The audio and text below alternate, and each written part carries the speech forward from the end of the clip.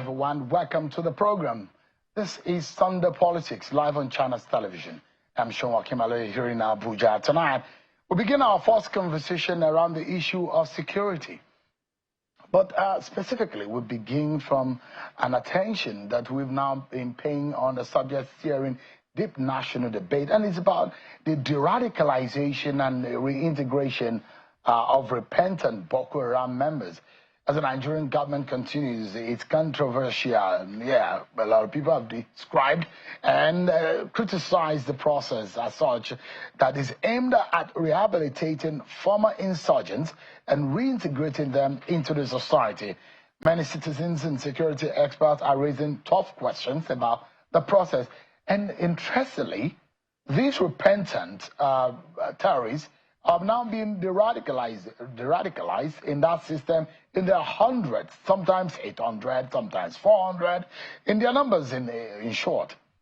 Some argue that true repentance from terrorism is rare, warning that releasing these individuals pose serious risk to national security and to the communities that have suffered at their hands, and then having to spend the state's resources on those who have been the enemy of the state.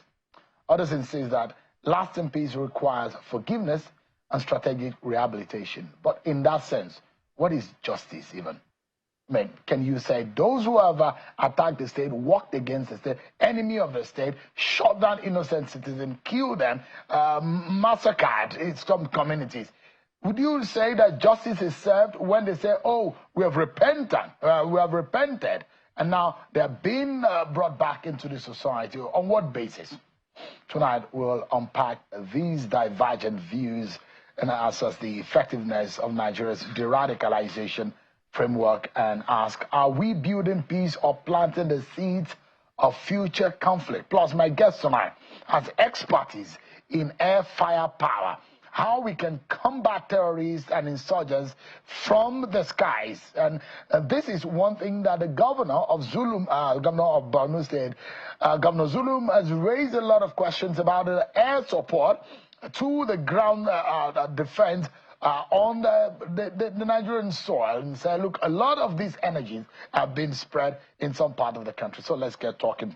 Tonight, I'm being joined by Group Captain Sadiq Garba Shehu, who is a retired military officer, an adjunct professor at the Joseph Marshall European Center for Security Studies, and is also the CEO of Conflict Security and Development Consult Limited. He's live for us here in our Abuja studio. It's a pleasure having you join us tonight on the program. Good evening, Show. Good evening. My first question is, do terrorists repent? A very valid question. Experts are of the opinion. First, you know, I think it's very clear to look at the terms. When you talk of the terms, you talk of disarmament, demobilization, de-radicalization, and integration. Each of these terms, even though they are combined together, they have different terms. When you talk of disarmament, that is to take away the weapons. When you talk of demobilization, that is to break away the terrorist group. When you talk of the radicalization, which is the controversial term, that is to reduce extremist behaviors, and their integration, returning the people back to society. Now, experts in these matters, you know, there are those who believe de-radicalization, that is changing the mindset of a terrorist, is possible. However, there's a strand of thoughts who believe, you know, hear people saying that once a terrorist, always a terrorist. There are those who believe that belief system cannot be changed. So rather than de-radicalization, they talk about disassociation. That is making the person being, you know, treated to remove him from, from violent activities. Having said that, people generally are very skeptical about the de-radicalization program. But then we have to ask, how does de-radicalization, or rather amnesty, come into it? We have to understand that in war, like in the olden days, even war has its rules and regulations. Under the Geneva Conventions, specifically the Additional Protocol 2, and even in that you are talking of Article 6.5, it talks about how to end a non-international armed conflict. There are two types of conflict. An international armed conflict, for example, is like the one between Russia and Ukraine, one country versus another. ending such a conflict is very neat. At the end of it, you transfer prisoners of war and everybody goes to his country. Unfortunately, a non-international armed conflict where the opponents is the government versus people who are citizens. The ideal way to end a non-international armed conflict like we're having with Boko Haram is to arrive one day and say all Boko Haram have been killed in action. You don't have problem with that. But unfortunately, that is never a feasible solution. So definitely, you are going to have those that are injured and you capture them. You are going to have those that have surrendered. You are even going to have those who are not fighters, but they were taken into the bush by force by Boko Haram. Now, under international law, you cannot say those people are no longer in Nigeria. And after arresting them, it will be a war crime to say, okay, land them, all of them up and kill them. Even if you say you are taking them to court, some will be convicted, some will be found not guilty, some will be given jail time, maybe 3 years, maybe 4 years. When they finish, they are still there. So this is where the problem comes.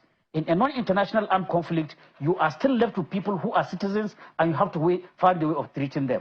That's where Article 6.5 of the Additional Protocol of Geneva Convention comes in. And it says, I'm going to quote almost verbatim, at the end of the hostilities, the government in power should endeavor to give amnesty as widely as possible to fighters who are remaining after the conflict. But this is where the catch is. Remember, I started at the end of the conflict.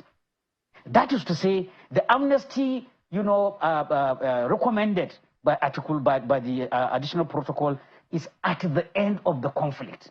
This is where I have a little problem in the Nigeria. Can we say we have come at the end of the conflict? And also it goes further to explain that the amnesty is not a blanket amnesty.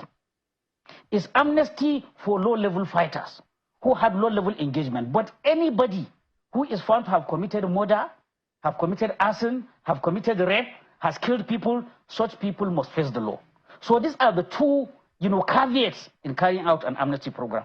First, it should be at the end of the conflict. Secondly, it should not be a blanket amnesty. Now, probably this is where we may have challenges in Nigeria. And what do they say at the end of the conflict? At the end of the conflict, you even have, more processes of justifying who is a high level, who is low level. And also, when you say at the end of the conflict, you make it as an incentive for the people that you are fighting, to stop the war and then come out. So in essence, this is why this amnesty is coming into it. It is something that Nigeria has signed because Nigeria in 1988, if I remember correctly, signed the additional protocol to the Geneva Convention. And by international law, whenever you sign a convention, you have, a duty to abide by its contents. We've seen amnesty in the Niger Delta. And by the Geneva Convention that you quoted, you said at the end as a caveat, at the end of the hostilities. Yes. The hostilities in the northern region of the country is not yet over, is it? I think this is one of the challenges of the amnesty program we're having. There are many reasons why you have to leave it. Is what we see in the north amnesty?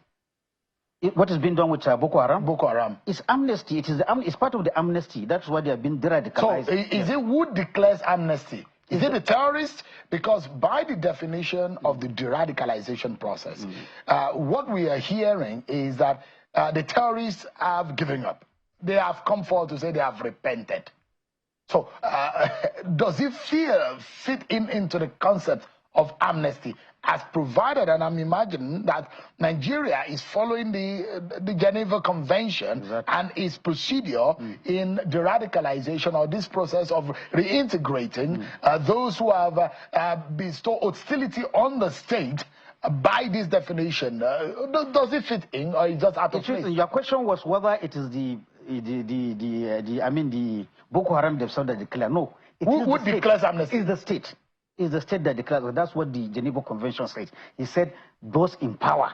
Like what we saw in Niger Delta, when the president at the time, Umar Musa Yar'Adua, came out and said, there's a declaration of amnesty. Bring out your arms, lay it down, and there was an amnesty program that was declared. And all those who are agitators and those who led the agitation in the region came up and said they surrendered. And that was how the amnesty program began. In that sense. So this is the opposite, isn't it? Well, it is the timing we have to look at. Has conflict, because that is what I quoted almost the exact words of this thing. At the end of hostilities. At the end of the hostilities. So we may debate whether have we really come to the end of hostilities in the Northeast before we declare the amnesty? And secondly, the fact that I said it shouldn't be a blanket amnesty, but the processes of determining what is the level of involvement is something that should be done from the moment you arrest, a Boko Haram member.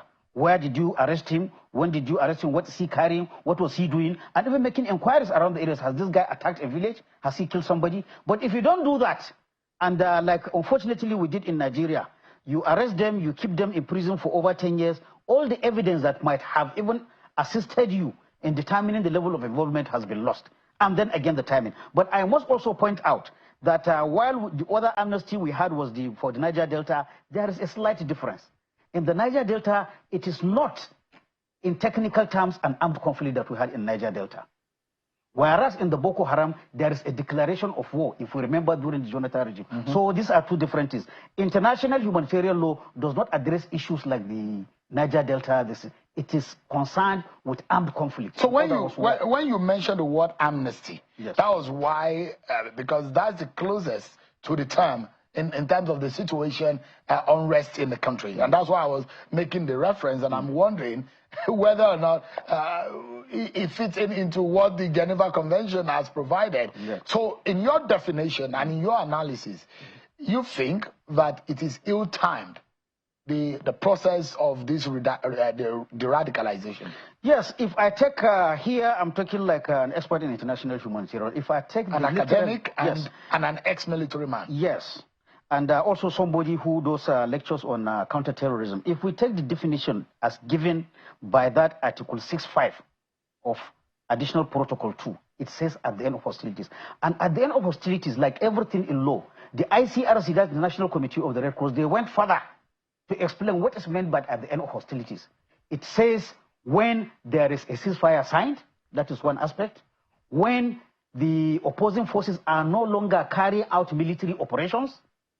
When there is a surrender document that has been signed. This is when you say at the end of hostilities. So unfortunately, if we look at these definitions, then there may be, some, doubt as to whether in the Nigerian context, we have reached that stage of at the end of hostilities. So the big question one will be asking is that if this process is being granted to the Boko Haram terrorists. So you ask yourself, those who are arrested in the IPOB agitation in the southeast, those who are arrested in the bandits that have been arrested in the northwest, those laws are not, or these principles are not applicable. And I remember the very informed position of the Supreme Court Justice Oputo, who said, justice has about 3 or so phases. The justice to the state, justice to the offender, yes, and the justice to the victim. Now, so and you wonder, what kind of justice does this serve? Is this justice when you now bring those who say, "Oh, I've repented. I'm a terrorist. I've killed 100 people, but I've repented," and those who say, "These guys do not repent"? Well, like I said, if you recall my explanation of what the relevant section of AP said, it said it is not a blanket amnesty. So just saying I have surrendered does not automatically qualify you for amnesty under the Geneva Conventions. It qualifies you for amnesty after saying you have surrendered, an investigation was carried out, you have not committed war crime, you have not committed rape, you have not burnt a house, you have not killed somebody. That's when you qualify for amnesty. Because again, even from our local knowledge, we know in the Boko Haram, there are people who were forcefully abducted. There are women who were turned to housewives. And then as human beings, we've heard of those cases. Some love or attachment will come with a Boko Haram member. If you catch those ones, these are the kind of people that will, in fact, Boko Haram, they even have people who farm for them. They have people who fish for them. This is what is meant by low-level attachment. If you could find proof that somebody was used as a farmer, was used as or he was taken as a child with his mother, and he grew up with Boko Haram. These are the people that will go amnesty. So the just rule, I surrender does not qualify you. Does not qualify you. But that's the basis upon which our system here operates, isn't it? Well, to be honest, this is where the difficulty is, like I said. If you don't start the process of sifting then you are going to have a problem, because you will end up giving blanket amnesty. And blanket amnesty is not what international law said. How dangerous is that? Well, it's dangerous in so many aspects. First, you could have what is called recidivism. That is somebody, you know, who is really a hardline Boko Haram. He could go back to the bush. Not only that, you raise the other issue of justice to the victims. You could encourage impunity because the person is not. So that's why the law says you have to categorize. So I just want it to be clear that saying I have surrendered is not the condition for amnesty. The condition is you have been determined as not having committed any grievous harm. That's why you qualify for amnesty. So you look at all of the, researchers have come out to say, what are the real causes of this extremism, terrorism in Nigeria? And there are about 5 or more reasons that have been given. Some say that political manipulation. Some say religious extremism. Some say poverty. Some say youth bulge. Some say inequality. And these are reasons that have been given. So you wonder whether or not you can actually unplug these radicalization that already existed in the head of that person. And I remember, let me give you this scenario. A lot of people, and perhaps I've not been able to tell this story. In my experience as a journalist, visiting and General Christopher Olukolade was the spokesperson of the military, of the Nigerian army at the time. And I approached him, I said, I want to be embedded into the Boko Haram war in the Northeast region. And that was when we had the opportunity to fly over Chibok to visit Yola, then we visited Maiduguri. And one of those days, I asked the question that I wanted to wake up in the middle of the night to actually go and see how the military play the offensive at night, because he told me that there are operations at night, because this is sometimes when they fight the war. When we woke up in the morning, I met a mother who spoke to me, and I had an interpreter. He spoke in Hausa, and he said to me that he's so sad that one day one of their children, who had been missing for about 3 weeks, came back with dagger, with a knife, and beheaded and stabbed all the members of the family. He'd not been at home for about 3 weeks. He was missing. They were looking for him. He just came back. The day they saw him, he looked changed. He looks so fierce looking. And he came into the house and beheaded and stabbed all members of his family and neighbors. And he went away. This is a kind of situation people face. And you look at what could have led such a young person to come back home after being missing for 3 weeks and behead and stab members of his family. This is a live experience that I had visiting the spot of the insurgents in the Northeast region of the country. So that brings me to the question of those things that cause this extremism. How easy is it to unplug? It's not easy. And like I said, even the most renowned expert of the radicalization cannot assure you that, because like you said, it's like going into his head. Nobody can assure you that somebody who said he has been radicalized will remain radicalized forever. There is no expert that will tell you that. However, I pointed to you what led to this de-radicalization program. The fact is that in a non-international armed conflict, okay, supposing you the people that surrendered or the people that you injured, and they are Nigerians, what are you going to do with them? It is a practical question.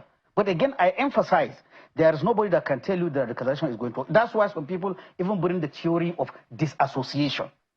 Disassociation. That is to say, you could teach the man to discard the violent aspect of that belief, but removing the belief is very rare. That's what most experts say. But having said that, these issues are being brought as the only practical way of ending a non-international armed conflict, as opposed to an international armed conflict. Now, at a certain time, Russia and Ukraine, they will come and sign a document. They will say we have ended the conflict. What does it remain? The Russians holding Ukrainians, they will release them. Ukrainians holding Russians, they will release them. Everybody will go about his country. Unfortunately, such a neat ending of conflict is not possible in a non-international conflict. The only ideal you could have is where you have killed all Boko Haram, but we know that is not possible. Some will surrender. Some will come out. Some will, you know, so many things. So again, under international law, what do you do with those people? Even if you say you're going to take them to prison, you have to convince the court that they are going to be imprisoned. If they're imprisoned, they will have to serve their time and come out. So this is, I think, this de-radicalization or amnesty, as it is brought as a practical solution on how a country that is fighting its own citizen, how do we end that war? This is the problem. It's a practical solution that is brought for non-international armed conflict. So would you say that is working in our situation, especially the report of a few of them who are now being reported to have gone rogue again? Well, the last time I checked, because, you know, I spoke about recidivism. What is recidivism? Somebody will come out and say he has gone all the DRR program, but then he takes weapon and goes back. Here, I do not have facts, but in my inquiry, what I get from the authorities in Borno State, where the regulation and even the one that is done by federal government is that they do not have a case of recidivism. That is, so far, they have not had a case of somebody who has gone through that program has gone back. That's what I have officially from them. And I do not have any contrary. There might be. I hear that, but I said I took time to ask because I know, based on what I told you, starting while the war is going, one of the things that could happen is recidivism. That's somebody going. What do you think is the best mode for us to, in the approach, especially for those who, because this debate is packed, and the people are agitating because a few days ago, yesterday and 2 days ago, in Borno State, about hundreds of repentant Boko Haram were reintegrated, yes. And they started, some graduated, yes. And you see them in the white and green, they were done in the uniform. Yes. And there are those who say, look, this thing will backfire. And in your own sense and your experience, what do you think would work best for our situation? Well, like I said, such a program, first, it's a long-term program. It is a very expensive program because if you don't go the whole way, if you do it halfway, it will backfire. What do I mean backfire? If you say reintegration, which is the last aspect, that is return the people to the society, they have to have a means of livelihood. Get the point? If you keep them in one place, always giving them lunch and dinner, there is no pride in such a return. And it is that kind of thing that could push some of them to go back into the bush. So the point I'm making is that, like I said, it is not the best, but it's a practical solution of ending the war. Because what do you do with them? You can't take them to Cameroon. You can't take them to Niger. Can you train them to now start fighting for the state? That's another issue. If you have said you have de-radicalized them, and you're sure they're de-radicalized, just like any other citizens, they have the right to join any work they want to do. But again, like I told you, there is no expert in the world. Does the law of the nation allow repentant terrorists to join the military? Well, again, that's another issue because when the military wants to employ some people, there are background checks. Were you a criminal? Do you have a criminal case? Do you have a mental case? So that's another issue. If the military thinks they fail based on the fact they have allegiance, they may not take them. Again, that's another. I'm happy you raised this issue. There is always this debate that some of them have been recruited into the military. What I hear officially is that there are no such people, but the story, or can say the rumor, whatever, continues. Have they been recruited? Actually, I mean, I do not have a. Should you think that? Do you think that this kind of gesture should be handed to bandits, and all the extremists that we find across the nation? Again, the Northeast situation is special. The Northeast situation. This is what I want people to understand. When you say, whenever you mention Geneva Convention, you are talking of a war situation. For some, it's not every fight. Let me say this. It's not every fight or every security problem that equals into a war or armed conflict. The Boko Haram in the Northeast goes into a war from the moment. I can't remember the date when former President Jonathan went and said the territorial integrity of Nigeria is being attacked. From that day, he has declared a war. As a national leader, he has the right to declare that his country is at war. That is what he said that time. So we have a war. But when you talk about the Niger Delta, when you talk about the bandits, technically, that's under the law of armed conflict. It is not a war. So even when the government declared those persons as terrorists against the state? Declaring terrorists is different from declaring war. Okay. There are steps of declaring a war. A government will make an announcement that from so and so date, we declare that Nigeria has a war. And that's what was done with Jonathan. Yeah. People forget. All the other, whether you say IPOB, what I say, there is no declaration of war. Declaration of war is different from declaring a group as a terrorist. So is a is a war climate that determines whether an amnesty can be instituted. But then my question would be, in your training of the military, in the military, should you find someone you are one-on-one with a terrorist and a person, what is the signal of surrendering or of a surrender as a military officer or as a military man? How do you know that the enemy has surrendered, and what were you taught how to treat someone who surrenders in the moment of war? A very good question. Surrender is done in many ways. If he's maybe in a bunker or anything, he could wave a white flag. In international humanitarian law, that means the person you are supposed to hold your fire. If it is an individual, he'll come up with his hand raised up and drop his weapon. That is surrender. And this is where the catch is. If you're a professional soldier, as soon as somebody surrenders, you cannot shoot him. That is the standard. That's how standard. you are trained. That's the training. Even when the person has killed all your colleagues and killed, all of a sudden he drops one and raises his hand up. How easy could that be? I said professional soldier. Yeah. A professional soldier is trained to control his emotions. In controlling his emotions, despite the fact that the best person has, it's not easy, but that is what the training does to you. A professional soldier knows that he cannot shoot somebody after the person has surrendered. But whatever happens while you are exchanging fire, all that is these bandit leaders, all of a sudden appears and raises his hand. It still applies as surrender. All right. But as a professional military man. Before you go on the program, you heard what Governor Zulum said in respect of how thin we have drawn the Nigerian military and how the fear that these terrorists are now regaining strength and energy in Borno State. And perhaps your parting shot on what we need to be doing, especially those who feel that we need the area digital surveillance and area firepower to be able to aid, and that also can give us a quick response, and we don't have to have stationed equipment in one place. If there is a response, and how does it work anyways? Because the concern of the governor is that it seems the attention has shifted to the north central, the northwest. Whether it's possible it has shifted to north central or northwest, but why? There is one issue that since we started this Boko Haram 15 years that comes, this issue of overstretch. I think, with due respect, even a Kabu driver in Nigeria has had this: the military is overstretched, the police is overstretched. Now we have to ask the question: this problem of overstretch for 15 years, is it a problem that cannot be solved? Overstretch is a function of this thing. The last time I checked the terrorism, the global firepower index, what they said is Nigeria has over 50 million people of military age. So you wonder why for 15 years we have been talking overstretch, as if overstretch should be for a country that doesn't have population. Nigeria has population. But do we have the money for recruitment?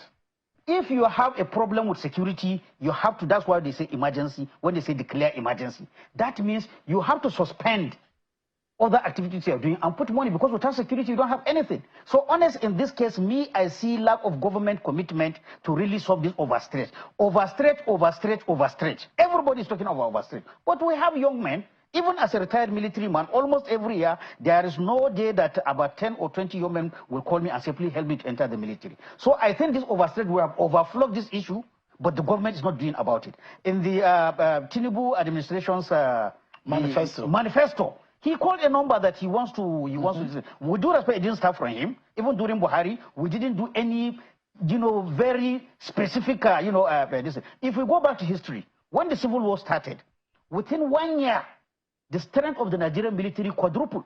Why are we not doing the same at this issue? So honest, I think when we mention this overstretch, and to be honest with you, something like counterterrorism, because what is happening, people are running and leaving their farms. People are going as IDPs, people are going as terrorism. Do you know what will make them to stay?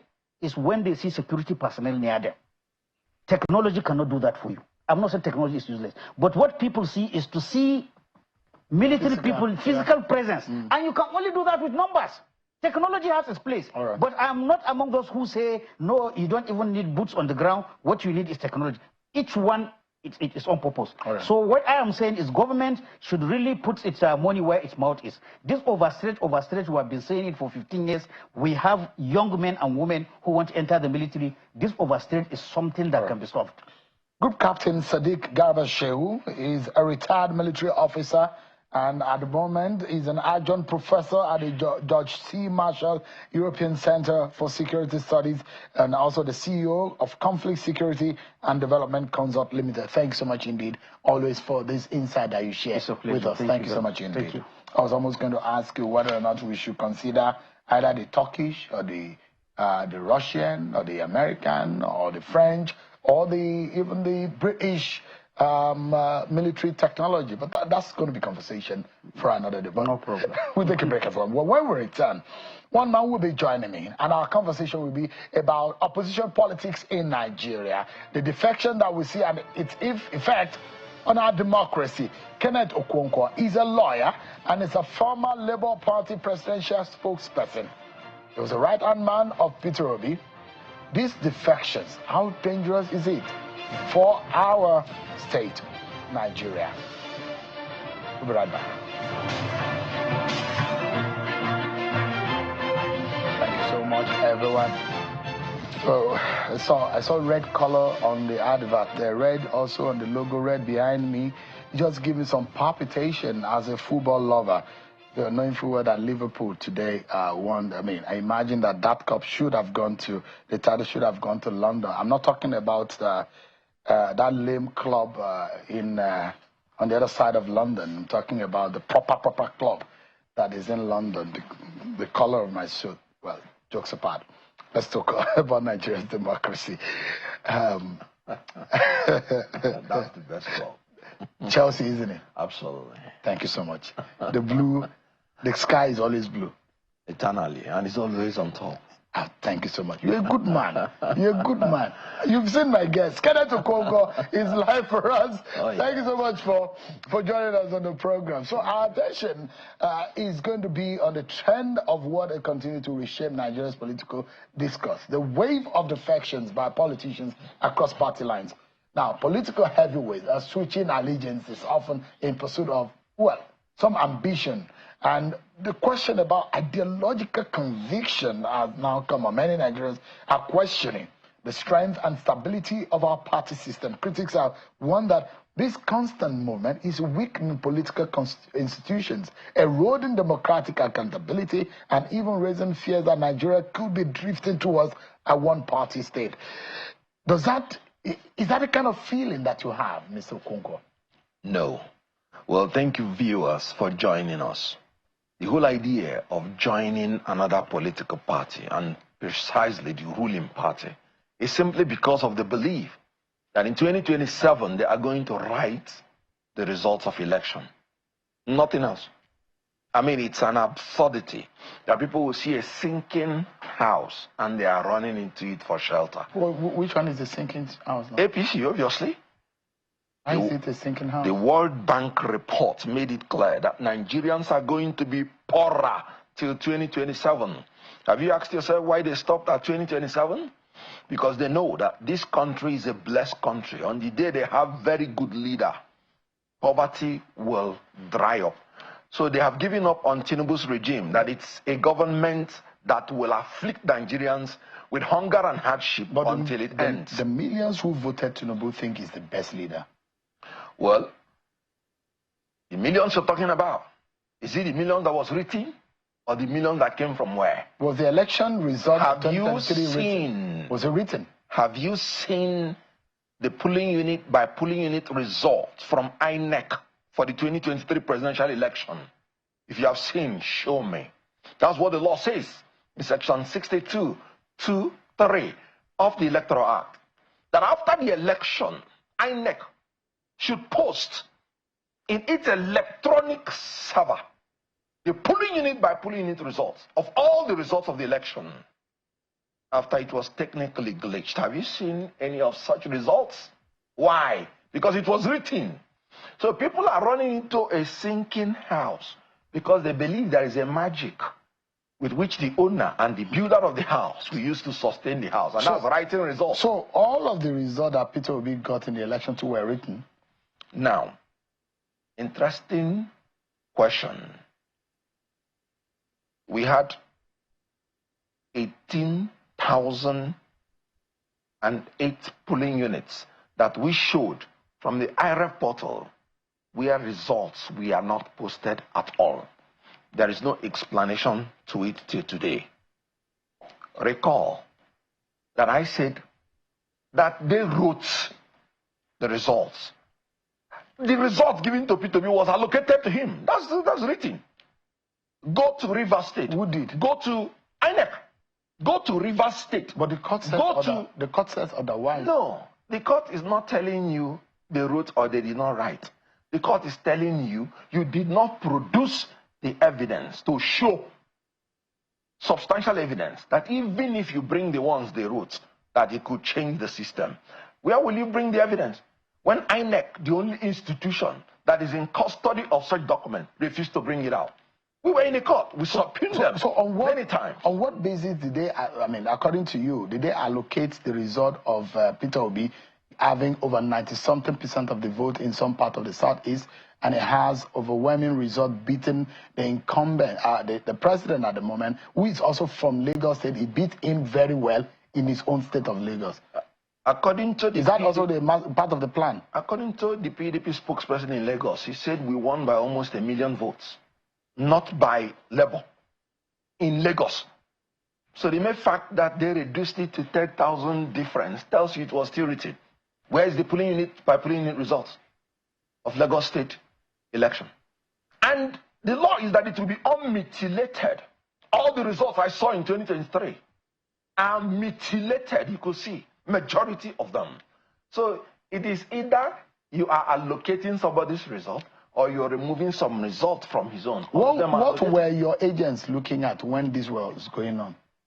Because I imagine that you should have agents as a party across all of the polling units, the thousands of polling units across the country. Yes, that is what it ought to be. And even the Electoral Act recognizes that all the parties will not have the resources to have the agents in all the polling units. And that's why the law always uses the word may. Why do you need an agent if you're operating under an INEC that is not corrupt and that will not manipulate the results? It's not the duty of political parties to organize elections.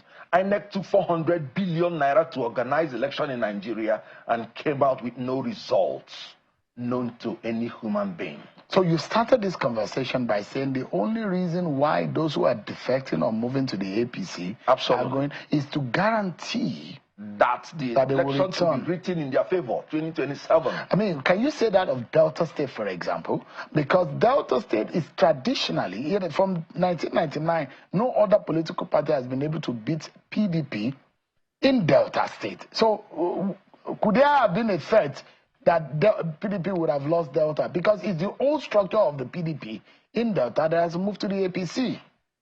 First of all, PDP from 2015 has not been able to play effective opposition. And the reason is very clear.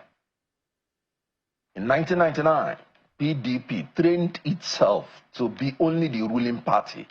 And they forecasted they were going to rule for 60 years. So the leadership being terminated within 16 years took them unawares and did not prepare them for the onerous task of being an opposition party. So they became a stomach infrastructure party, and stomach infrastructure party cannot be effective opposition coming to Delta State. And that tells you what I say, that Nigeria can never be one-party state. I'll give you the analysis of Delta State. Recall that Senator Ned Nwoko said the only reason he wanted to go to APC is because he has a lousy governor who does not know his left from his right and who has broken all the agreements that they had. And then he said he would want to move to APC, where the light is shining. Recall There is one Omar Agege who loves to be the governor of Delta State and who has been grooming the APC and welcoming people into their fold. Recall that there is a Festus Keyamo who is not really a fan to Omar Agege. And then a governor from nowhere, from PDP, carrying all the people from PDP, moving into the same APC. Can you now see strange bedfellows? Will Ned Nwoko go and now bow to him because automatically he has become a leader of APC, even if he has been there for 24 hours? Recall that Festus Keyamo, the first tweet is to my leader.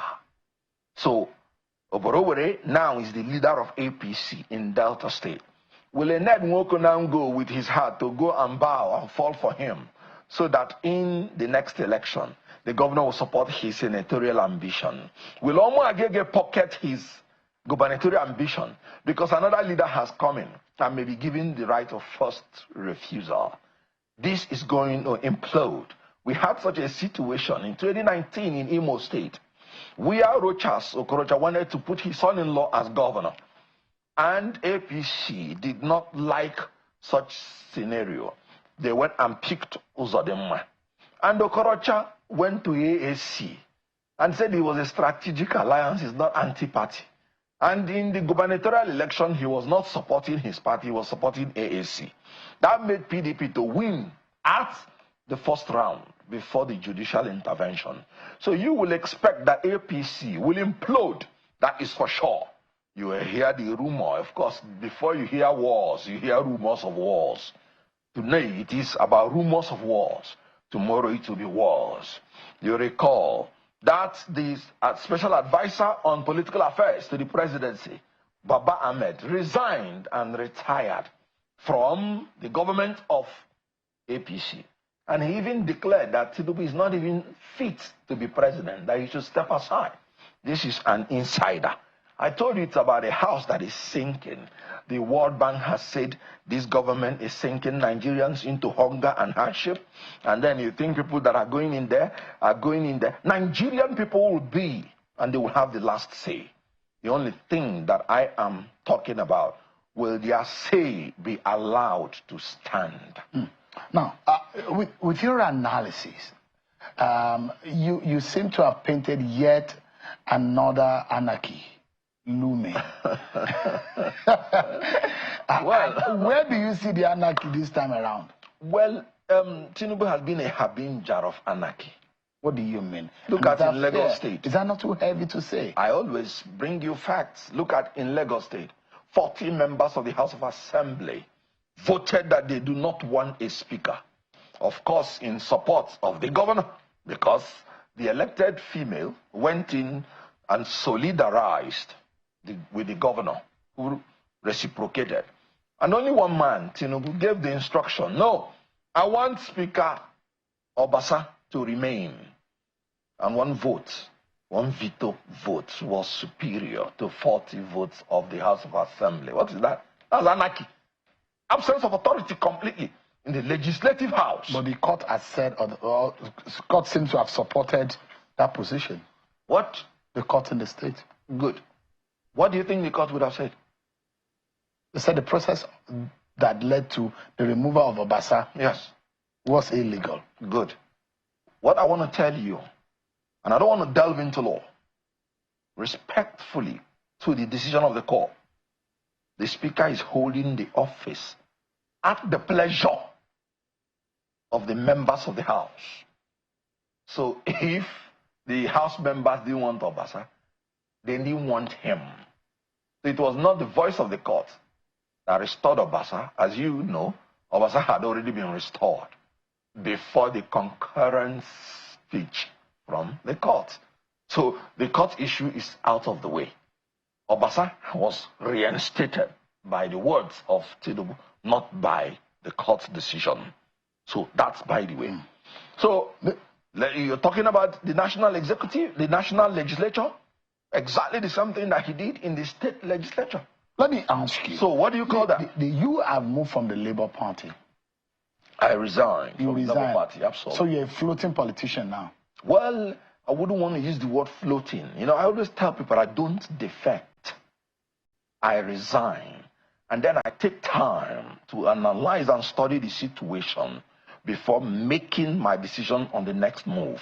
My next move is that I have said that you do not go to challenge an incumbent in an election without getting your house organized. And my next move is that I am saying there should be a coalition of all the opposition forces. Let whoever is interested in contesting for the presidency come and contest for the primary election. But is that feasible from what we are seeing? Well, Atiku says he wants coalition. PDP governor says they don't want coalition. Labour Party said, well, they are open to, I'm talking about Julius Abure, Labour Party said, they are open to coalition. Peter Obi said he's not doing and he's not coaliting with anybody. Well, first of all, let me say, there's nothing like Abure faction. There's a Labour Party Abure. Whether it's a faction. The Supreme Court has ended it once and for all. According to the judgment of the Supreme Court, he said the judgment of the trial court, the Court of Appeal, that recognized Abure as the chairman of Labour Party is hereby set aside. That ended anything about Abure. And let me remind you, Abure had a cross appeal in that Supreme Court, which was found to be lacking in merit. And the appellant in that Supreme Court was Senator Nenadi Usman, and the Supreme Court said this appeal is meritorious. And the Supreme Court made it clear. They told Abure to his face, when your tenure expires, go in peace and leave the party alone. The status quo of the Labour Party before going to court was that INEC had said that your tenure had ended by a fruition of time and you did not organize any convention known to law. That was the status quo. Abure went to courts for courts to recognize that he is still the chairman. And Supreme Court said, no, you cannot, Abure, you cannot use the courts to force yourself on Labour Party. If Labour Party says you're not the chairman and your tenure has expired, go in peace. What they are doing now is Iruefi. In Igbo land, we say Iruefi, you know, in the face of a cow. Anything you do to a cow, you know what the cow will do? Let me warn.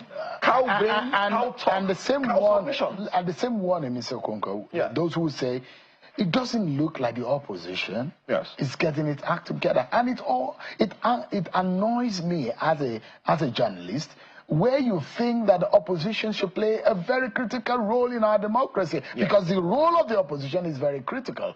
And the civil society organization has its role, the media has its role. These are four legs in a democracy that makes democracy thrive. But unfortunately, our opposition in Nigeria seems to be self-serving and not looking at the bigger picture. And there are those who want and say, look, the manner in which the opposition is going about it and not organized, it will allow for an easy ride of the party in power come 2027. Don't you think that is what it's looking like? Before the opposition start blaming that they wrote results. Let me first of all align myself with your submissions as to the state of the opposition parties. They failed from day one. They did not even wait for day two. As long as Tinubu's government is concerned, opposition parties failed from day one. Have you ever seen world over? We are in searching for the leadership of the National Assembly. Every opposition person is raising his hand, endorsing the candidates that the president personally selects for the National Assembly. I remember we had a meeting in Labour Party then with the elected House of Rep members. I advised them.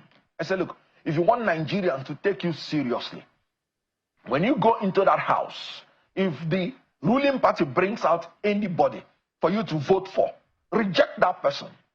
If you don't know what to do, bring out one of you. And if Nigerians can count that 34 of you voted for that person, they will be satisfied that you're playing good opposition. Now, the 2027 election is going to be between the Nigerian people and APC. There is nothing like opposition party. I am telling you the truth. I've said it before that PDP is a servant of servants. I said it that LP under Abure is a house help of APC. Is it not happening? So the issue here is that the whole idea of democracy It's not government of political parties. It's government of the people. The people cannot fold their hands and allow themselves to be terrorized by this government that understands only one language, to afflict them with hunger and hardship. Let me ask you. So they are going to rise. In the moment as we have it, yes, that those who think Labour, the best option that Nigeria has to be able to withstand the political efficacy of the Tinubu structure and the APC that is growing in strength every day based on the defections that we are seeing, is to find a strong alliance. Maybe Peter Obi should go back to the PDP and work with an Atiku Abubakar and have a very strong northern alliance. Peter Obi coming from the south, before you can confront a Bola Tinubu or the APC in 2027. Do you imagine so? Well, that's exactly why I told you I don't want to sign on to any political party yet, because it will be a child's play. Will that work? Yes, it will work. Will Peter Obi Atiku alliance be able to be formidable? Nelson Mandela said it always appears impossible until it happens. I may not guarantee alliance between Peter Obi and Atiku, but as we are moving to 2027, I know that there will be a coalition. Whether it will be between Peter Obi or Atiku, I don't know. But there will be a coalition. Why? Because that will be the only choice the opposition has to make any. At the moment, if there is no coalition, Tinubu is unbeatable. Is that what it looks like? Outrightly. Is a stroll for Tinubu into power 2027? Just walk into it. Can Peter Obi beat Tinubu if he has a strong northern pair? No one single candidate can beat Tinubu alone, by whatever name you are called. And the reason is this. In Nigeria, we have entered into the unfortunacy that you will not only win, but you have to secure your victory. So you need the elites to secure your victory, even if the people vote for you. So if the elites come together like they did in 2014, to confront Jonathan in 2015, they were able to secure their victory when the people voted for them. If they were not together, they wouldn't have been able to secure their victory. We have 30 seconds to go. What would be your biggest advice to Nigerians tonight, considering the defection that we see and opposition politics and our democracy? What would be your biggest advice ahead of 2027? My biggest advice is that Nigerians must not despair. Sovereignty in a democracy belongs to the people, from whom every government derives its authority and powers. Hold your government accountable. Hold INEC to the Electoral Act that they must organize free and fair election where your will determine who governs you. We don't have any other country. Don't mind political parties or politicians. You can say, we want this person, we want this party, and your will be done. All right.